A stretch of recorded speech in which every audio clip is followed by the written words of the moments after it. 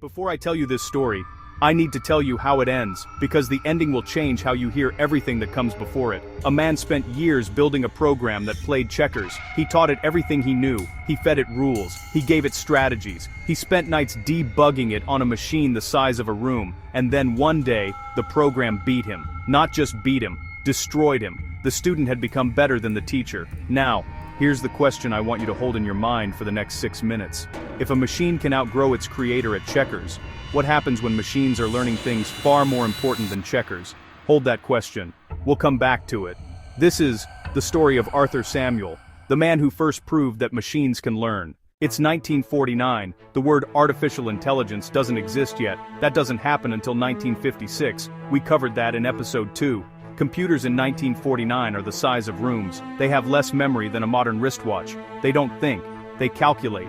They do exactly what you tell them. Nothing more, nothing less. The idea that a computer could get better at something by itself, that it could learn, that's not just radical. It's considered borderline absurd by most serious scientists of the time.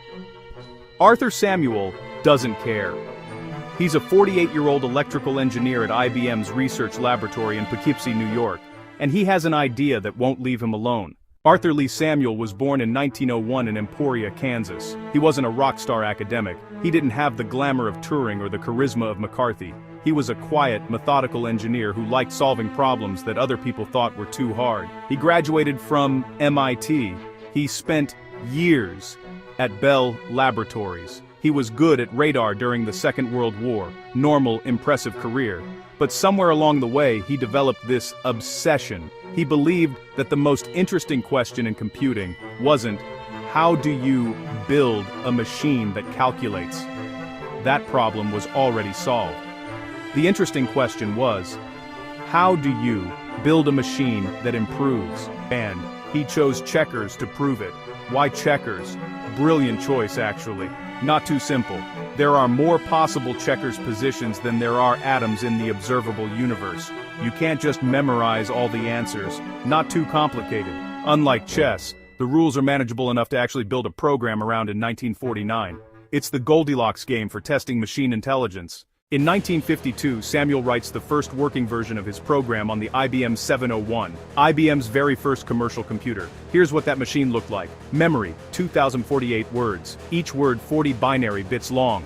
No hard drive, no graphics, no persistent storage. Every time you turned it off, everything vanished. You had to reload the program from magnetic tape every single time. And yet, Samuel built something on this machine that had never existed before. A program that could learn. Here's how it worked. And I want to use a simple analogy because the technical detail matters here. Think of a student studying for an exam. One way to study. Memorize every question and answer you've ever seen. If the same question comes up, you know the answer. But you've learned nothing. You've just memorized. A better way. Understand why certain answers are right. Recognize patterns. Build judgment. So when a new question comes up that you've never seen, you can still figure it out. Samuel's program did both. First it memorized every board position it saw. It remembered what happened next. Win or lose. This is called rote learning. When that position came up again, it already knew if it was good or bad. But the second method was the breakthrough. It evaluated patterns. It looked at the board and asked, what features predict winning? Is controlling the center good? Is having more pieces better? How much does king position matter? And then, and this is the part that changes everything, it adjusted its own weights based on results. It didn't just record what happened, it updated its own understanding of why things happened. Every game it played, it got a little bit smarter, without anyone telling it what it learned. This is machine learning, not programming a computer to follow rules. Programming a computer to discover rules for itself. Remember what I said at the start, the program eventually beat its creator. We're almost at that moment. But first, one more thing you need to know. February 24, 1956. Samuel demonstrates his program on live television. Morning news. A checkers expert sitting in a TV studio plays against Samuel's computer remotely. The computer wins. It's the first time most people had ever seen artificial intelligence do anything impressive in real time.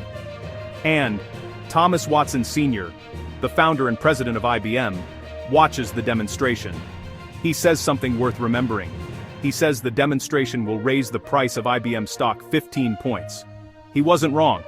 IBM's entire identity shifted that day. They weren't just a calculator company anymore. They were building something new.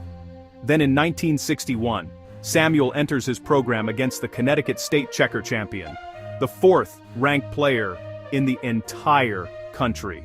The program wins. The champion, a human being who had spent years mastering this game, provided annotation and commentary afterward. He was gracious about it, but something had shifted. A machine had beaten an expert, not by brute force, not by looking up answers, by learning. And now, what I promised you at the beginning, did Samuel's program beat him? Yes. Arthur Samuel, the man who built it, who fed it its first rules, who spent years improving it, eventually lost to his own creation at checkers. He had taught it too well. He later described it simply. The program had learned things about checkers that he didn't know. It had found patterns he had never seen, evaluated positions in ways he hadn't considered. It had outgrown him. Now sit with that for a moment. This is 1955, on a machine with less memory than a calculator. Built by one man working largely alone, a machine that started knowing nothing and became better than its teacher. That idea, that machines can learn faster than the people who build them, is not just a checkers story. It's the central anxiety of artificial intelligence. It's why people are scared of AI today. It's why Elon Musk loses sleep. Why OpenAI has a safety team. Why there are government hearings about AI regulation. Because Arthur Samuel proved in 1955, on a checkerboard, that this is possible. There's a direct line from Samuel's checkers program to AlphaGo. AlphaGo, Google's AI that beat the world's best Go player in 2016, used the same core idea: play millions of games against yourself, learn from each one, adjust your weights, improve. Samuel did this in 1955 with checkers on a room-sized computer. DeepMind did it in 2016 with Go on a modern GPU cluster. Same idea, 7 decades apart. The direct ancestral line from Samuel's IBM 701 runs through every learning AI system ever built. TD Gammon in the 90s, DeepMind's Atari games, AlphaGo, AlphaZero, ChatGPT. They all owe something to a quiet engineer in Poughkeepsie who just wanted to know, can a machine improve itself? One more thing worth knowing. Samuel coined the term machine learning in 1959 in his published paper, 2 words that now define a multi-hundred-billion-dollar industry, that appear in millions of job listings, that are discussed in every boardroom and parliament on Earth. He invented the concept, he invented the name, and when he died in 1990, he was still coding. He last logged into Stanford's computer on February 2, 1990.